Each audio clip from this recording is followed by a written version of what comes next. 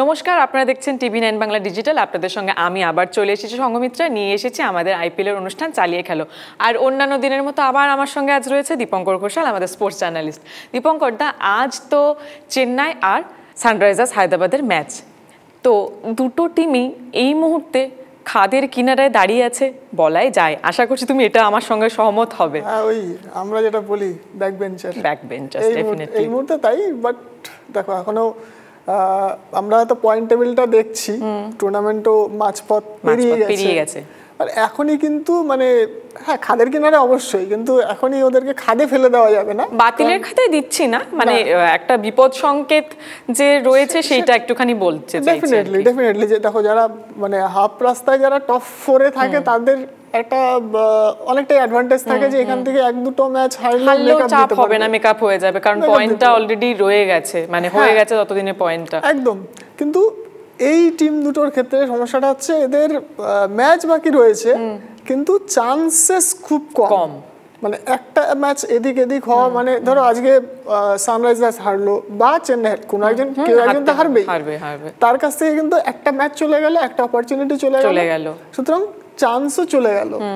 তো একেবারে অফিশিয়ালি যে মানে ছিটকে গেছে তা নয়, বাট অঙ্ক কঠিন হয়ে দাঁড়াবে খুব, কারণ নিজেরা পরপর কয়েকটা ম্যাচ জিতে গেল, সেই নির্ভর করতে হবে বাকি দলগুলোর পারফরম্যান্সের উপর নির্ভর করতে হবে। কারণ সবাই আর একটা টিমের পক্ষে সবকটা ম্যাচ জিতবে এই এক্সপেকটেশনটাও না রাখাটা ঠিক নয়, তাই না? হঠাৎ করে একটা টিম একদম বিশাল কিছু চেঞ্জ হয়ে যাবে, সেটাও তো নয়।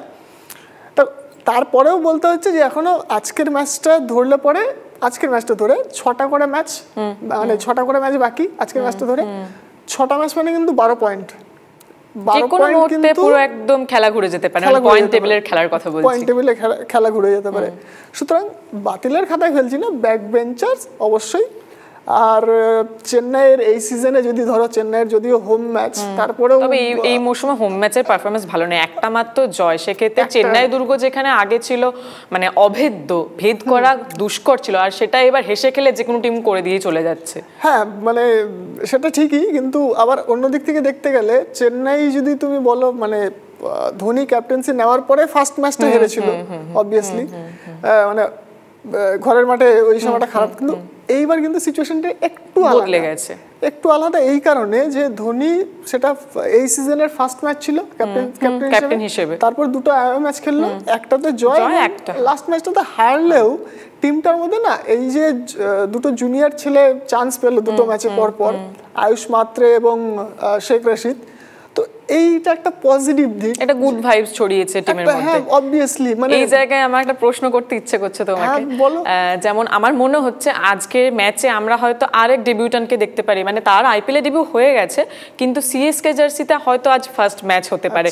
তুমি নামটা বলো, তারপর আমি আরো কিছু বলবো। আমি জানি তুমি গেস করেছো, আমি যেটা ভাবছি সেটাই হয়তো হবে। একদম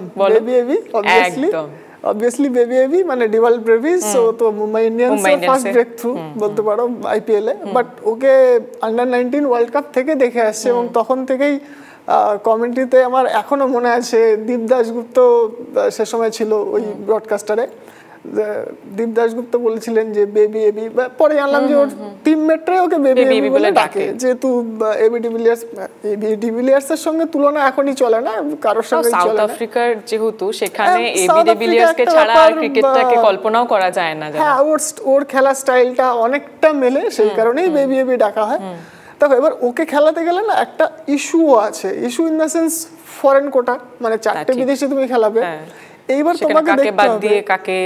হ্যাঁ, চেন্নাই ধরো রচিন রবীন্দ্রকে বাদ দেবে, নাকি জেমি ওভারটনকে বাদ দেবে, নাকি পাথিরানাকে বাদ দেওয়াটা ডিফিকাল্ট, এবং নূর আহমেদকেও বাদ দেওয়াটা খুব ডিফিকাল্ট। মানে নূর এই সিজনে দুর্দান্ত বোলিং করছে, যদি কাউকে নজর, হ্যাঁ চেন্নাইয়ের পিছে ম্যাচ যেহেতু, সেখানে নূরকে বাদ দিলে বরং হয়তো বোকামি হয়ে যাবে খানিকটা। এবার ধরো জেমি ওভারটনকে বাদ দেওয়ার একটা চান্স কিন্তু নেওয়া যেতে পারে। কেন নেওয়া যেতে পারে? আমি ধরলাম, আমি যদি দুটো পেসারও খেলাই, খলিল আহমেদ ধরো খেলছে আর পাথিরানা খেলছে, জেমিকে বাদ দেওয়া যেতে পারে এই কারণেই যে চেন্নাই যদি স্পিন ফ্রেন্ডলি হয়, মানে বেবি এবি, বাবার এবিডি বেরিয়ে যাচ্ছে, বেবি এবি কিন্তু বোলিংটাও করতে পারে, স্পিন মানে পার্ট টাইম স্পিন, যেহেতু উইকেটও আছে যদি। হ্যাঁ, এবং ইন্টারেস্টিংলি ওর ফার্স্ট উইকেট, আমি যদি খুব ভুল না হয়, বিরাট কোহলির উইকেট, ঠিক আছে আইপিএল ক্যারিয়ারে।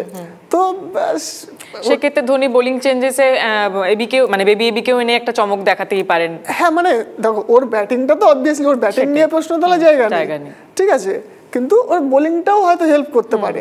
তো সেই সব মিলিয়ে চেন্নাইয়ের লাভই হতে পারে যদি এবিকে খেলা না হতে পারে কিন্তু ওই যে বললাম যেহেতু বিদেশি ওভারসিজ কোটাটা ইম্পর্টেন্ট, আবার এইখানে একটু ভাবনা চিন্তার জায়গা থাকবে। এরকমই ভাবনা চিন্তা না স্টিফেন ফ্লেমিংও করছেন, জানো তো, সিএসকে এর কোচের কথা বলছি আর কি।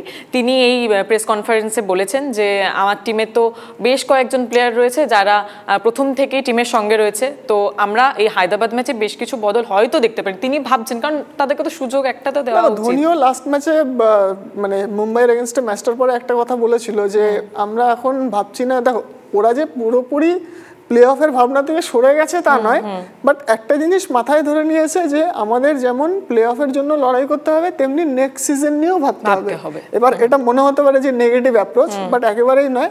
আমরা চেন্নাই 2023-এই চ্যাম্পিয়ন হয়েছে, লাস্ট সিজনে ওরা অল্পের জন্য প্লে অফে যেতে পারেনি, এই সিজনে শুরুটা খারাপ হয়েছে, বাট এখনই ওদেরকে আশা ছেড়ে দেওয়ার মতো জায়গা নেই, ডেফিনেটলি এখান থেকে টার্নওভার করে এখান থেকে এইটা হয় যে হ্যাঁ ধোনি যেটা বলেছে যে নেক্সট সিজন নিয়ে, এটা তুমি দুটো ভাবে নিতে পারো। এক হচ্ছে তুমি ম্যাচ বাই ম্যাচ ভাবো, ঠিক আছে, ম্যাচ বাই ম্যাচ ভেবে এগো। তুমি যদি এখনই ভাবো যে না আমাকে 6টা ম্যাচের মধ্যে 5টা জিততে হবে, 6টাই জিততে হবে, 4টাই জিততে হবে, এত টেনশন নেওয়ার দরকার নেই। আজকের ম্যাচটা আমি সেই হিসেবে খেলবো, সেই হিসেবে আজকের ম্যাচের ক্যালকুলেশন নেই, এইভাবে হবে, পরের দিনেরটা পরে ভাববো, এই ম্যাচের রেজাল্ট হয়ে যাক তারপর সঙ্গে আমি নতুনদের সুযোগ দিচ্ছি, তারা পরের বারের জন্য রেডি হচ্ছে। দেখো পাথিরানার মতো প্লেয়ারকে কিন্তু চেন্নাই তৈরি করেছে, সেই পাথিরানা শ্রীলঙ্কার হয়ে খেলেছে, ধোনিকে মানে ফাদার ফিগার হিসেবে দেখেন। ওটাই বলতে যাচ্ছিলাম যে ধোনিকে বাবা হিসেবে দেখেন। তো এই নতুন প্লেয়ারদের সুযোগ না দিলে তো হবে না, অলরেডি দুটো প্লেয়ারকে সুযোগ দিয়েছে, বেবিকেও সুযোগ দিতে পারে এবং সেটা পরবর্তীতে কাজে লাগতে পারে। হতেই পারে যে এই নতুন ছেলেগুলোই এমন মানে ছোট ছোট কিছু ইনিংস খেলে দিল যেগুলো হয়তো ডিসাইডার হয়ে গেল, ডেফিনেটলি হতেই পারে, এটা না হওয়ার মানে কোনো কারণ নেই। বেশ, আমাদের শোয়ের সময় শেষ হয়ে গেছে, তার আগে মানে একটা জিনিস না বললে চলছে না আজকের ম্যাচের জন্য, কারণ আজকের ম্যাচটা ধোনির জন্য খুবই বিশেষ, সেই বিশেষ কারণটা তুমি বলবে। হ্যাঁ অবভিয়াসলি টি20তে ধোনির 400তম ম্যাচ, এবং আজকে চেন্নাইয়ের গ্যালারিতে একটা, দেখো চেন্নাইয়ের গ্যালারি বরাবরই, চেন্নাই কেন মানে যে কোনো মাঠে ধোনির এন্ট্রি মানে একদম শব্দব্রহ্ম। হ্যাঁ শব্দব্রহ্ম, কিন্তু চেন্নাইতে আরো বেশি। এবং আমি এটা জেমি ওভারটনের লাস্ট একটা ইন্টারভিউ মানে পড়ছিলাম যে ও বলেছে ও বাবাকে মেসেজ করেছে যে এই অ্যাটমসফিয়ারটা বোঝানোর জন্য, এবার ভাষায় বোঝানোটা খুব মুশকিল, বাবাকে এটাই বলেছে যে মানে তুমি এখানে এলে বুঝতে পারবে যে ধোনি মাঠে নামলে চেন্নাইয়ের অ্যাটমসফিয়ারটা কি রকম হয়। আমরা যেমন দেখি যে অন্য টিমের কোনো প্লেয়ার আউট হয়ে পরে যখন নামছেন তখন অতটা এনকারেজিং ব্যাপার থাকে না, কিন্তু যখন ধোনির আগের প্লেয়ার আউট হয়ে যান সবার কি উৎসাহ, বা ভালো হয়েছে বাকি আগের জন আউট হয়ে গেছে, এবার ধোনি নামবেন, ধোনি খেলবেন। লাস্ট সিজনে ওই সিনটা মনে নেই, জাদেজা এমনি জাস্ট মজা করে মনে পড়লো বলেই বলছি, ব্যাট নিয়ে এগিয়েছিল, সবাই ওকে এমন ভাবে এসে করছে মানে যেন অপরাধ করে ফেলেছে, তো এই একটা সিচুয়েশন তো থাকবেই। তো আর মাইলস্টোনের ম্যাচ অবভিয়াসলি ওর দিকেও নজর থাকবে। ধোনি লাস্ট দুটো ম্যাচে যদি বলো, লাস্ট মানে টুকটাক কিন্তু প্রতিটা ম্যাচেই রান করছিল, ক্যাপ্টেন্সির দায়িত্বটা নেওয়ার পরে না আবার সেই ভিনটেজ ধোনি যেটা আমরা একেবারে বলে থাকি সেইভাবে পাওয়া যাচ্ছে। তো হোপফুলি ও ঘরের মাঠে আজকে স্পেশাল ম্যাচটাকে আরো স্পেশাল করে রাখবে এবং একটা স্পেশাল রেজাল্ট হবে চেন্নাই সাপোর্টারদের জন্য। বেশ, আমাদের তো নজর থাকবে এই আইপিএল ম্যাচে, পাশাপাশি আপনারাও আমাদের দর্শক বন্ধুরা আপনারা নজর রাখুন এই আইপিএল ম্যাচে, পাশাপাশি আমাদের TV9 বাংলা ডিজিটালে, যেখানে আপনারা আইপিএল এর যাবতীয় খুঁটিনাটি আরেকটু ডিটেলে এখানেই পাবেন। তার সঙ্গে আমাদের এই চালিয়ে খেলা অনুষ্ঠান দেখতে থাকুন।